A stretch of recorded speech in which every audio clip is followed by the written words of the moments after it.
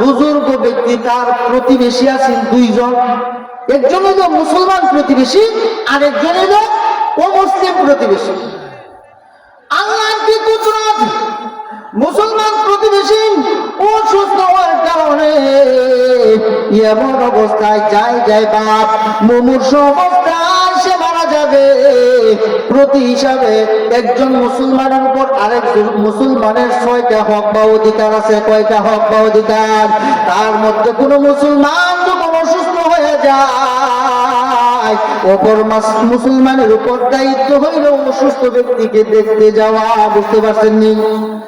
যখন আপনার প্রতিবেশী অসুস্থ হয়েছে, আপনি শুনছেন, আপনি আরেকজন মুসলমান হিসেবে আপনার দায়িত্ব হলো তাকে দেখতে যাওয়া। আপনি দেখতে গেলেন, ওই আল্লাহর ওলি দেখতে গেছেন, মুসলমান প্রতিবেশী অসুস্থ মুমূর্ষু অবস্থায়। উনি যে গেলেন, বাবা তোমার যে অন্তিম সজ্জায়, তুমি মুমূর্ষু অবস্থায়, মরণাপন্ন অবস্থায়, আমি তোমার প্রতিবেশী অমুক এসেছি, তোমার জীবনে কোনো কিছু খাইবার মন চাইনি, আমি আল্লাহর কাছে আর কিছু চাই না, এই অন্তিম সজ্জায় মরণের পূর্ব মুহূর্তে আমি শুধু 1 গ্লাস পানি চাই। বেশি কঠিন জিনিস চাইছে না সহজ? মিলানো কি খুব কঠিন? আমার একটু পানি দেন, মরণের সময় একটু পানি দেওয়া হয়। এক বান্দা পানি আনতে গেছেন, পানি সংগ্রহ করে আয়েশা দেখে সেই মুসলমান আল্লাহর বান্দা এই দুনিয়া থেকে পিপাসিত অবস্থায় মাওলার ডাকে সাড়া দিয়া সে দুনিয়া থেকে মাওলার মেহমান হইয়া অন্ধকার কবরে যাত্রী হয়ে গেছে। সুবহানাল্লাহ।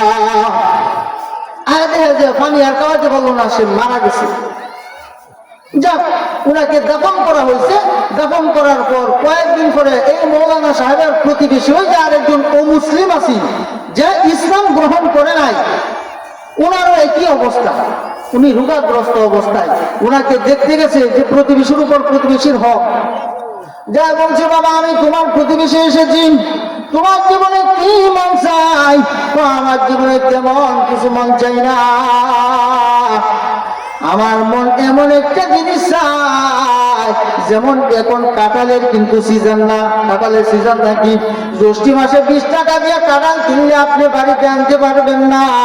আর এখন যদি বলেন 1000 টাকা দেব আমাকে একটা ছোট্ট কাঁঠাল মিলাই দেন, মিলানো কি সম্ভব না? কষ্টকর হবে। ওই আল্লাহর বান্দা ও মুসলিম ব্যক্তি এমন এক জিনিসের প্রস্তাবনা দিয়েছে, যে আমি এমন একটা জিনিস চাই, যে আমার যাওয়াটা আমার মনের বড় আশা নিশা, এইটা যদি আমি খেয়ে যেতে পারতাম, এই দুনিয়াতে আমার আর কোনো আশা ছিল না। এই জিনিসটার জন্য খোঁজাখুঁজি করতে করতে অনেক লোক এই এলাকার বিভিন্ন প্রান্তরে অনেক কষ্ট সাধ্য ত্যাগ প্রতিজ্ঞার বিনিময়ে ওই মুমূর্ষু ব্যক্তির চাহিদা মেটানোর জন্য ওই জিনিসটা সংগ্রহ করে নিয়ে আসছে। অনেক সময় লাগছে, আনার পর তার কাছে নিয়ে আসছে, সে তৃপ্তি সহকারে খাইছে, খাওয়ার পর মারা গেছে।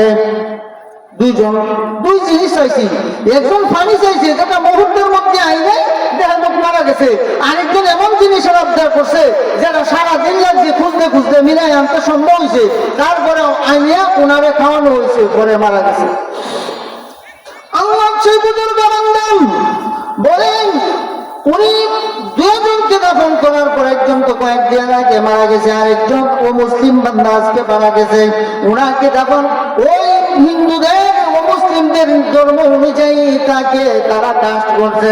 কাস্ট করার পর আল্লাহর ওলি বাড়িতে আইসা একাগ্র চিত্তে আল্লাহর জ্ঞান ও কানে যাইয়া চিন্তা করে, ও আল্লাহ আমার একটা জিনিস বুঝে আসতেছে না, তোমার কাছে যেহেতু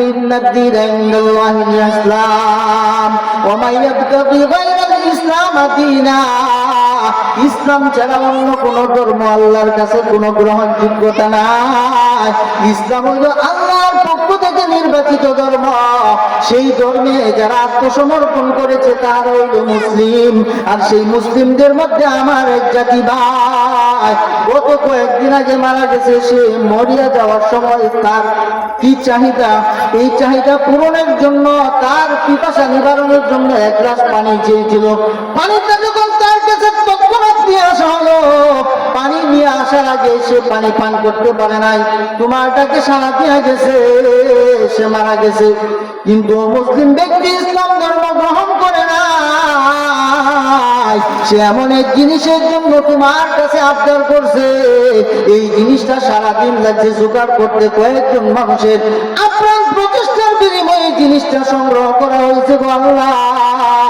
ওই জিনিসটা ওই লোকের কাছে এনে ফলটা দেওয়া হয়েছে, উনি তৃপ্তি সহকারে গেছে, তারপরে মারা গেছে। এটা তোমার কেমন বিচার আল্লাহ আমি বুঝলাম না, আমার বুঝে আসতেছে না গো আল্লাহ। এই কথা বলতে বলতে আল্লাহ তাআলা ওই বুজুর্গ ব্যক্তির চোখের মধ্যে আল্লাহ তাআলা ঘুম ডাইলা দিছে। আল্লাহু আকবার। ঘুমটার নিয়ামত আল্লাহ তাআলা উনি রাত্রে বেলা যখন এই জিনিস নিয়ে মুরাকাবা মুশাহাদা করতেছে, এরকম তজ্জব করতেছে, হঠাৎ করে উনি ঘুমায়া গেছেন।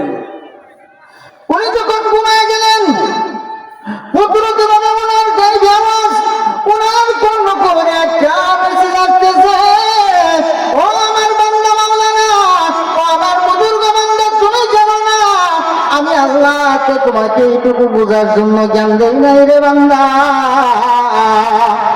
ওই যে লোকটা এক গ্লাস পানি মুসলমান মরিয়া যাওয়ার আগে পানি চাইছিল, আমি তাকে পানি দিই না, কারণ ওই লোকটা জীবন ভর আমি আল্লাহ তাআলার হুকুম পালন করেছে, সে ছিল ঈমানদার। সুবহানাল্লাহ।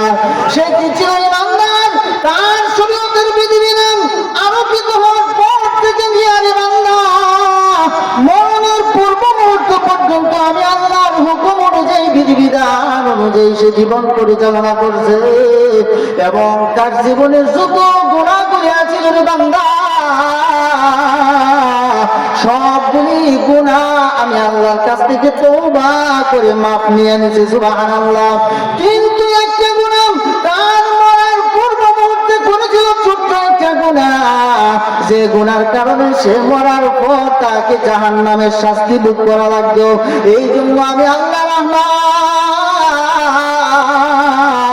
আমি আল্লাহ রাহিম, আমি আল্লাহ গাফফার, আমি আল্লাহ ওয়াহ্হাব, আমার এই সমস্ত 99 সিফাত নামগুলি রসুলা বানাইয়া রে বান্দা ওই ব্যক্তির একটা মনের তামান্না, মৃত্যুর পূর্ব মুহূর্ত পর্যন্ত যে পানির পিপাসা ছিল, এই পানির পিপাসা কি পিপাসায় রাখিয়া তার মনের আশাটা পূরণ না করে ছোট্ট গুনাহ থেকে মাফ করি আমি আল্লাহ জান্নাতের রেস্ট হাউস ইলমিনে পৌঁছায় দিছে। সুবহানাল্লাহ।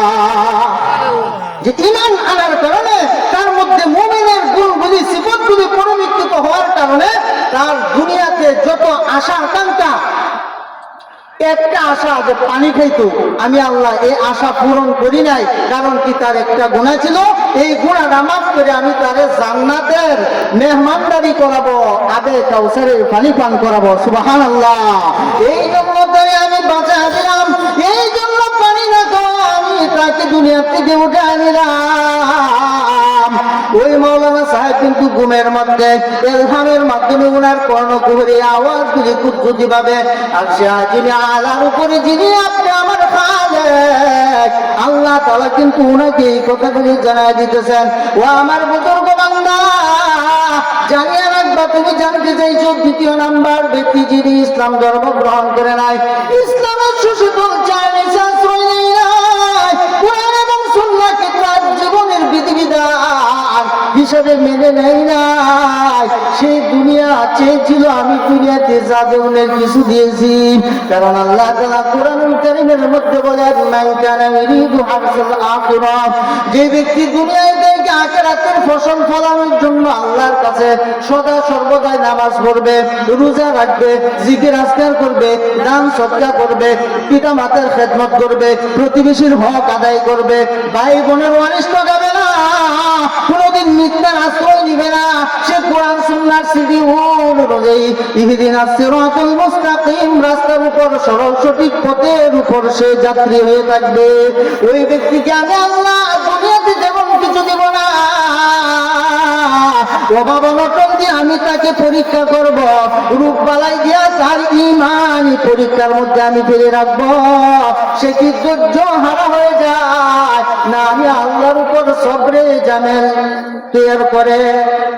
এই জন্য বলা হয়েছে আমার যতই বিপদ আসুক না কেন, আমার যতই আপনার গোয়ালের গরু মরে গেছেন, এই গরু আপনার গোয়ালের দান করছে কে?